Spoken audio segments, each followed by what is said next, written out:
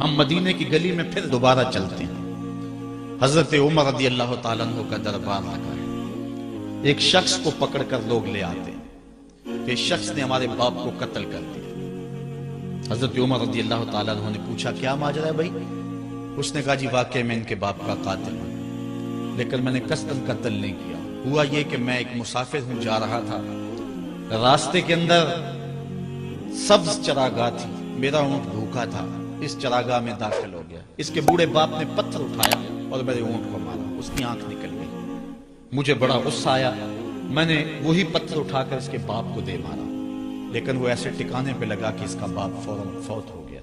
میرا قصد اور ارادہ نہیں تھا، لیکن بہرحال میں اس بات کا اقراری ہوں کہ میں نے اس کے باپ کو قتل کر دیا ہے۔ آپ جو حکم سنائیں میں اس کو قبول کروں گا، لیکن میں ایک مہلت مانگتا ہوں کہ میرے دوست، میرے بھائی کی کوئی رقم میرے ذمے ہے، میرے پاس اس نے امانت رکھی ہوئی ہے، اور وہ مجھے پتا ہے کہ میں نے کہاں چھپا کے رکھی ہوئی ہے۔ اگر آپ فیصلہ کر دیتے اور میری گردن کاٹ دی جاتی ہے تو وہ امانت جو میں نے رکھی ہوئی ہے سنبھال کر کے، میرے علاوہ کوئی جانتا بھی نہیں ہے، تو وہ اس تک کون پہنچائے گا؟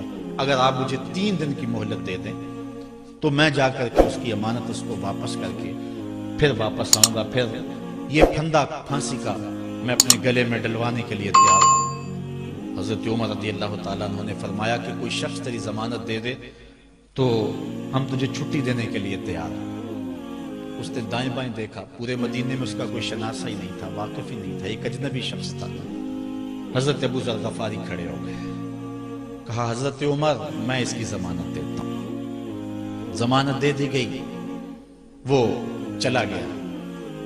تیسرے دن وعدے کا جو وقت تھا، لوگ جمع ہو گئے، دربار لگ گئے، ابھی تک آنے والا نہیں آیا۔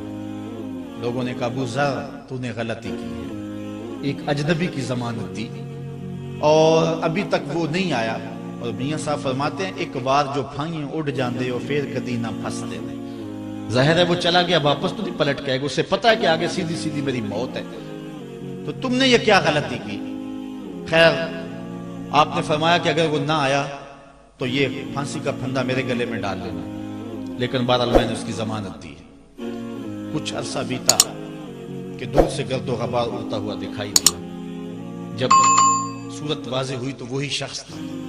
حضرت عمر فاروق رضی اللہ تعالیٰ عنہ کے دربار میں کھڑا ہو کہنے لگا حضرت کسی وجہ سے تاخیر سے پہنچا ہوں، معذرت چاہتا ہوں، اب جو حکم ہے پورا کیجیے۔ حضرت عمر رضی اللہ تعالیٰ عنہ اس کے پھانسی کے احکامات جاری کر چکے تھے۔ آپ نے فرمایا کہ ابو ذر یہ بتا کہ تو نے اس کی ضمانت کیسے دی جب تو اسے جانتا نہیں تھا؟ تو سنو حضرت ابو ذر غفاری نے کیا کہا ایک اجنبی میرے محمد کے مدینے میں پناہ مانگ رہا تھا، اور اس نے چاروں سمت دیکھا اور کوئی شخص نہیں تھا جو اس کو امان دیتا اور اس کی ضمانت دیتا، تو میں نے اس لیے ضمانت دے دی کہ نہ بھی آیا تو اپنی جان چلی جائے گی، کل کو یہ تو نہیں کہے گا کہ محمد کے مدینے میں کسی نے ضمانت مانگی تھی، پورے شہر میں کوئی ضمانت دینے والا نہیں تھا۔ اس کو کہا کہ انہوں نے تو ضمانت دے دی، میاں اب تو بتا کہ تو چلا گیا تھا، تجھے جانتا کوئی نہیں تھا، نہ پلٹ کے آتا تو تجھے کوئی پوچھنے والا نہیں تھا، تو نے یہ دوبارہ موت کے منہ میں کیوں اپنا سر رکھا ہے؟ تو اس نے کہا کہ میں نے کہا کہ ایک اجنبی کی ضمانت ایسے شخص نے دی ہے جو مجھے جانتا بھی نہیں ہے، اور اگر میں نہ گیا تو لوگ قیامت تک اجنبیوں پر بھروسہ نہیں کریں گے کہ اجنبی یوں سلوک کیا کرتے ہیں۔ تو حضرت عمر رضی اللہ تعالیٰ عنہ اس کے پھانسی کے احکام جاری کیے، تو جن کے باپ کو قتل کیا تھا وہ بیٹے کھڑے ہو گئے، کہنے لگے تاریخ کی کالک ہم اپنے منہ پہ ملیں گے، ہم بھی اپنے باپ کے قاتل کو معاف کر دیتے ہیں۔ یہ ہماری تاریخ ہے، یہ ہماری کہانی ہے، لیکن آج ہم کس جگہ پہ کھڑے ہیں اور کیا ہماری صورتحال ہے؟